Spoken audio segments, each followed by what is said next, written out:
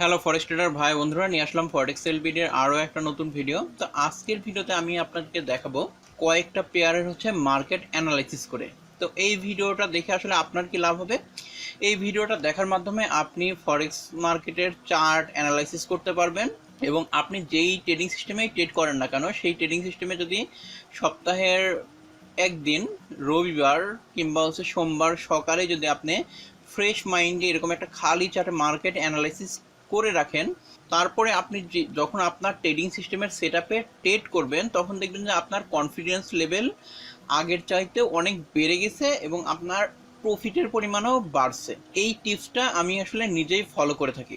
আপনি যদি নিজে নিজে অ্যানালাইসিস করতে চান তাহলে এই ভিডিওটা সম্পূর্ণ মনোযোগ সহকারে দেখবেন এবং কোনো জায়গায় যদি বুঝতে না পারেন তাহলে অবশ্যই কমেন্ট বক্সে কমেন্ট করে জানাবেন। তো চলুন ভিডিও শুরু করা যাক। সাবস্ক্রাইব করুন ফরেক্স এলবিডি চ্যানেলকে এবং বেল বাটনে চাপ দিন ফরেক্স রিলেটেড ভিডিও সবার আগে পাওয়ার জন্য। Risk warning. তো আমি আজকে মার্কেট অ্যানালাইসিস করার জন্য নিচে 6টা চার্ট নিয়ে আসছি। Euro USD, GBP USD, USD JPY, USD CAD, gold আর অয়েল। এই 6টা পেয়ারে আমি আজকে অ্যানালাইসিস করে দেখাবো। আমি ট্রেড করি H1 এর চার্টে, কারণ H1 চার্ট আমার জন্য সবচাইতে বেশি কমফোর্টেবল। কিন্তু আমি যখন মার্কেট অ্যানালাইসিস করি তখন আমি অ্যানালাইসিস করি ডেলি, উইকলি, মান্থলি চার্টে এবং আমি সবসময় মার্কেটের ট্রেড ট্রিগার করার জন্য H1 চার্টটাই ব্যবহার করি এবং আমার ট্রেডিং সিস্টেম আছে সেই ট্রেডিং সিস্টেমের মাধ্যমে। কিন্তু যখন এইভাবে মার্কেট অ্যানালাইসিস করে রাখি তখন আমার ট্রেডগুলার ধরতে বুঝতে অনেক বেশি সুবিধা হয়।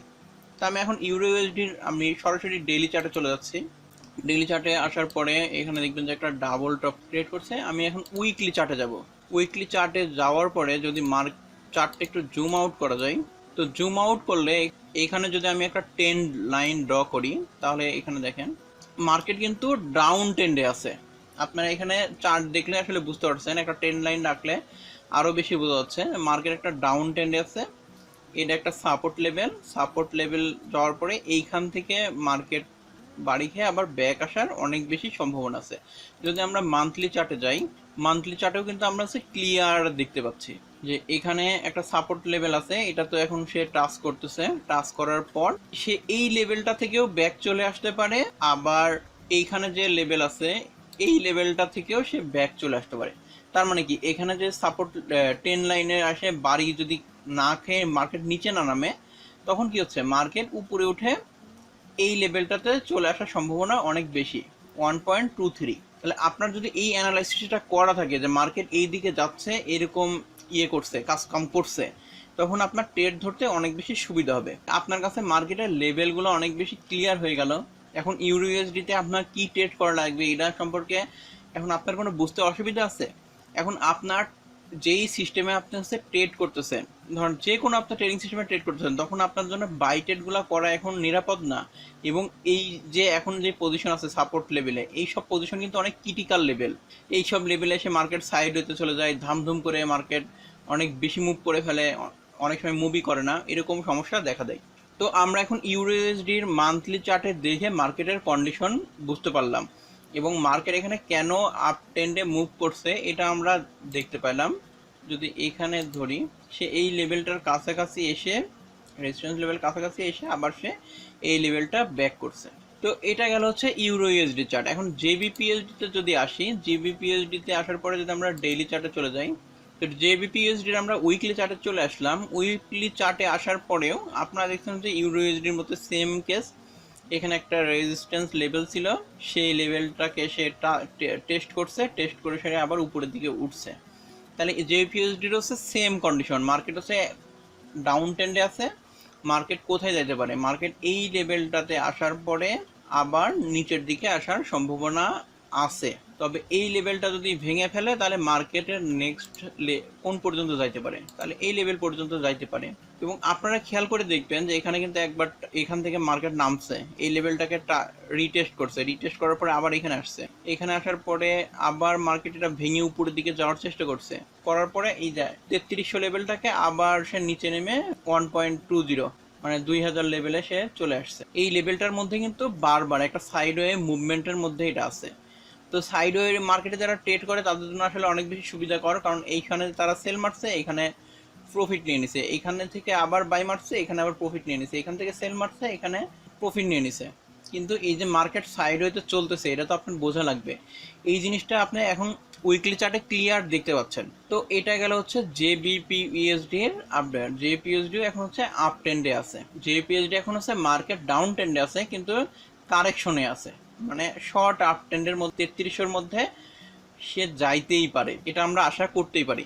তাহলে এটা গেল জেবিপিইউএসডি। এবার হচ্ছে ইউএসডি জেপিওয়াই। ইউএসডি জেপিওয়াই এর যদি আমরা তাকাই, তাহলে আমরা দেখতে পাচ্ছি এখানে কত, 1 দিন 2 দিন 3 দিন 4 দিন, প্রায় 14 দিন ধরে মার্কেটের একই লেভেলের কাছাকাছি এই হচ্ছে মুভ। এই সপ্তাহটা তো, মানে গত সপ্তাহের এই সপ্তাহ তো একবারে সেই অবস্থা। দেখেন এই লেভেলটা শর্ট লেভেলের মধ্যে সে ওঠানামা করতেছে, মার্কেটের বড় কোনো মুভমেন্ট নাই। এখন এই অবস্থায় ট্রেড করা আসলে অনেক বেশি রিস্কি, কারণ মার্কেট আপনাকে একটা ট্রেড দিল, আপনি ট্রেড শুরু করলেন, মনে করলেন যে এই মার্কেটটা অনেক দূর মুভ করবে, কিন্তু কী হলো, কিছুক্ষণ পরে মার্কেটটা ঘুরে গেল। এই ঘুরে যায় আসলে এই যে মার্কেট সাইডওয়েতে আছে, এই সাইডওয়ের কারণে। এই কারণে সাইডওয়ে মার্কেটে ট্রেড করা আসলে অত ভালো না, কিন্তু যারা ওই যে সাইডওয়ে মার্কেটে ট্রেড করে তাদের জন্য আবার এইগুলো হচ্ছে বিশাল সুযোগ। তবে আমার মতো মানুষের জন্য এই ধরনের ট্রেন্ড আসলে মোটেও ভালো না, কারণ আমি চাই যে একটা ট্রেড যখন করব সেই ট্রেডটা লম্বা টাইম ধরে প্রফিটে ঝুলে থাকুক। ইউএসডি জেপিওয়াই আসলে ট্রেড করার মতো আসলে কিছু নাই। আপনারা শর্ট টাইম দেখলে এরকম মুভমেন্ট হচ্ছে, যারা ওই যে বললাম তো সাইডওয়ে মার্কেটে ট্রেড করেন তাদের জন্য আসলে এটা সুবর্ণ সুযোগ। তারপর আসি ইউএসডি সিএডি। ইউএসডি সিএডির ব্যাপারে আসলে বলার মতো কিছু নাই, কারণ ইউএসডি সিএডি এখনও ওই ইউএসডি জেপিওয়াইয়ের মতোই সাইডওয়েতে আছে। তবে এটার যে কোরিলেশন আছে, কোরিলেশন দেখলে আপনি মার্কেট সম্পর্কে ভালো বুঝতে পারবেন। এটার কোরিলেশন আছে অয়েলের সঙ্গে। আমরা যদি অয়েলের হচ্ছে ডেইলি চার্টে চলে আসি, দেখেন অয়েলের ডেইলি চার্টে কিন্তু মার্কেট সাইডওয়েতে আছে, পুরোপুরি সাইডওয়েতে আছে। এই ক্ষেত্রে ইউএসডি সিএডিও কিন্তু সাইডওয়েতে আছে। এখন এই দুইটার মধ্যে কোরিলেশন কি? এখন ইউএসডি সিএডি যদি হচ্ছে মার্কেট নিচের দিকে নামে, তাহলে অয়েল উপরের দিকে উঠবে। অয়েল এখানে একটা সাইডওয়ে মুভমেন্টের মধ্যে আছে। অয়েল যদি হচ্ছে এই লেভেলটা ব্রেক করতে পারে, এই লেভেলটা ব্রেক করা সে অনেক চেষ্টা করতেছে, এবং মার্কেটে ভলিউম নাই। এই কারণে আমি যদি এখানে ভলিউম দেখাই, এখানে দেখেন এইদিকে যেই পরিমাণে মার্কেটে ভলিউম ছিল, এখন কিন্তু মার্কেটে সেই পরিমাণে ভলিউম নাই। তাহলে এই লেভেলটা পার করে ফেললেই দেখবেন যে মার্কেটে ভলিউম চলে আসবে, মানে আরও বেশি ইনভেস্ট চলে আসবে অয়েলে, তখন মার্কেট ধামধাম করে উঠার অনেক বেশি চান্স আছে। এবং আমরা উইকলি চার্টে যদি দেখি, উইকলি চার্টে দেখবেন যে এখানে যে ক্যান্ডেলগুলো তৈরি হচ্ছে 3 সপ্তাহ ধরে, এই ক্যান্ডেলগুলোর নিচের দিকে শ্যাডো বেশি। আমি একটু যদি জুম করে দেখাই আপনাদেরকে, এই দেখেন নিচের দিকে কিন্তু শ্যাডো বেশি। তার মানে কি, বায়ারের এখানে প্রেশার আছে। তাহলে বায়ারের প্রেশার থাকলে কি হবে, মার্কেট উপরের দিকে যাওয়ার চান্স অনেক অনেক বেশি। কিন্তু এই কন্ডিশনে এটা কিন্তু একটা ক্রিটিক্যাল কন্ডিশন অয়েলের। আপনারা যারা অয়েলে ট্রেড করতে যাচ্ছেন, এটা কিন্তু একটা ক্রিটিক্যাল কন্ডিশন। মার্কেটে একটা লেভেলে যাচ্ছে, আবার ব্যাক আসতেছে, আবার যাচ্ছে, আবার ব্যাক আসছে। যারা সাইডওয়ে মার্কেটে ট্রেড করে তাদের জন্য এটা ভালো, কিন্তু যারা ট্রেন্ডিং মার্কেটে ট্রেড করে, ট্রেন্ড ধরে ধরে ট্রেড করে, তাদের জন্য আসলে এটা কোনো ভালো ইয়ে না। কারণ আপনি যদি দেখেন এই চার্টে মার্কেটের হচ্ছে এই লেভেলটা, এই লেভেল, আর এদিকে এই লেভেল, একবার এইখানে যাচ্ছে, এখানে একবার এইখানে, একবার এইখানে, একবার এইখানে, আবার ভেঙে নিচে চলে আসছে, আবার যখন উঠছে তখন আবার সে এই লেভেলে গেছে, আবার এই লেভেলে, আবার এই লেভেলে যাওয়ার চেষ্টা করছে। তার মানে কি, একটা সাইডওয়ে মুভমেন্টের মধ্যে আছে। তো সাইডওয়ে মুভমেন্ট তো আর একবার স্মুথ মুভমেন্ট হবে না, এর মধ্যে একটু এলোমেলো তো থাকবেই। সেই পরিস্থিতি এখন অয়েলের।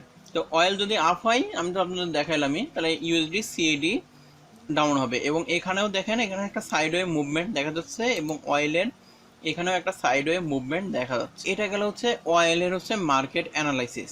এরপরে যদি আমরা গোল্ডের কথা বলি, গোল্ড অয়েলের আসলে সেম কন্ডিশন। গোল্ডও একটা হচ্ছে ক্রিটিক্যাল মুভমেন্টের মধ্যে আছে। আমার পার্সোনাল পরামর্শ থাকবে যে গোল্ডে এখন ট্রেড না করাই সবচাইতে ভালো হবে। কারণ কি, কারণ আমি আপনাদের বলতেছি, গোল্ড এখন দেখেন একটা, এইখানে গোল্ডও কিন্তু একটা সাইডওয়ে মুভমেন্টের মধ্যে আছে। অনেকে এখন আছে এই সাইডওয়ে মুভমেন্টের মধ্যে ট্রেড করে ভাবছে যে গোল্ড অনেক নিচে নামবে। দেখেন সাইডওয়ে একটা মুভমেন্টের মধ্যে ছিল, অনেকে ভাবছে গোল্ড অনেক বেশি মুভ করবে। এগুলা করতে যায় আসলে গোল্ডে অনেক বেশি লস করছে মানুষ। এবং গোল্ড আসলে অল্প ব্যালেন্স নেই, গোল্ডে ট্রেড করাও উচিত না। এরপরে যদি আমি হচ্ছে মান্থলি চার্টে চলে যাই, ডাইরেক্ট গোল্ড দেখার জন্য। তো গোল্ডের লাস্ট লেভেল ছিল, মানে সর্বোচ্চ উঠছিল 2010 সালে এই পর্যন্ত, তাহলে কত, $1913। এখন যদি আমরা মার্কেটের হচ্ছে ভলিউম দেখি ট্রেডের, তাহলে আপনারা দেখবেন যে এইখানে হিউজ পরিমাণ হচ্ছে ট্রেডিং ভলিউম আছে, মানে অনেক বেশি হচ্ছে গোল্ডে ইনভেস্ট হচ্ছে। তাহলে বুঝতেই পারছেন যে এইখানে যদি আপনি কোনো প্রকারে সেল করেন কিংবা বাই করেন, এগুলো আসলে অনেক বেশি রিস্কি হয়ে যায়। যখন আপনি তখনই সেল করতে পারেন একটু লং টাইমের জন্য, যখন গোল্ড কনফার্মেশন দিবে যে আমি এই যে 1913 কিংবা 1900 লেভেলে যাওয়ার পরে আবার নিচের দিকে আসা শুরু করবে, তখন আপনি সেলের কথা চিন্তা করতে পারেন। কিন্তু এখন কোনোভাবেই সেল ট্রেডের কথা আসলে চিন্তাও করা যায় না, কারণ আপনি সেল ট্রেড মারবেন, মার্কেট ভেঙে ভেঙে আবার হচ্ছে উপরের দিকে উঠতে থাকবে। কিন্তু যখন আপনি এই জিনিসটা এই স্পোরের চার্টে কিংবা ডেইলি চার্টে আসবেন, তখন কিন্তু এটা দেখতে পারবেন না, কারণ হিস্টোরিতে অনেক আগে সেই 2010 সালে এই টপ লেভেলগুলো তৈরি করছিল। উইকলি চার্টেও খুঁজে পাওয়া একটু মুশকিল, কিন্তু মান্থলি চার্টে একবারে স্পষ্ট বোঝা যায় গোল্ড এক বাইটেড সেল ট্রেড কোনোটাই করা উচিত হবে না। কারণ আমরা ফরেক্স মার্কেট কি দেখি, অনেক সময় মার্কেটের যে টপ লেভেল মানে রেজিস্ট্যান্স লেভেল বা সাপোর্ট লেভেল, ওই লেভেল পর্যন্ত পৌঁছাই না, ওই লেভেল না পৌঁছাইয়েই আবার মার্কেট ব্যাক চলে আসা শুরু করে দেয়। ফলে এখানে এরকম কন্ডিশনও হইতে পারে। এই কারণে এখানে বাই সেল কোনোটাই মারা এই এই পজিশনে এসে উচিত হবে না, কারণ এখান থেকে মার্কেট ওই টপ লেভেল ভেঙে ভাড়ায়ও চলে যেতে পারে, আবার এইখান থেকে মার্কেট ব্যাকও চলে আসতে পারে। এইসব জায়গায় আপনার হচ্ছে উচিত হবে হচ্ছে ওয়েট করা। আপনি যত ওয়েট করে ধৈর্য ধরে এই জিনিসগুলো অবজারভেশন করতে পারবেন, দেখবেন যে আপনার ট্রেডিং স্কিল আগের চাইতে অনেক বেশি ভালো হয়েছে এবং আপনি মার্কেটকে আপনি আগের চাইতে অনেক বেশি বুঝতে পারছেন।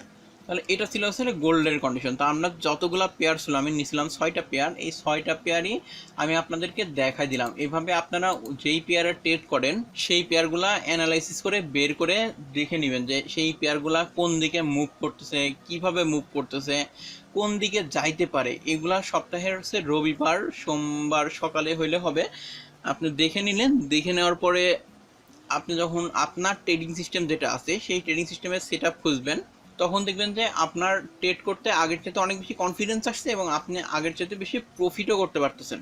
তো আশা করছি আজকের ভিডিওতে কিভাবে মার্কেট অ্যানালাইসিস করতে হয় এটা আমি আপনাদেরকে শিখাইতে পারছি। ভিডিও ভালো লাগলে অবশ্যই লাইক বাটনে ক্লিক করতে ভুলবেন না এবং আপনাদের ফরেক্স রিলেটেড বন্ধুর সঙ্গে এই ভিডিওটা শেয়ার করবেন যাতে তারাও মার্কেট অ্যানালাইসিস শিখতে পারে। তো সম্পূর্ণ ভিডিওটা দেখার জন্য আবারও ধন্যবাদ।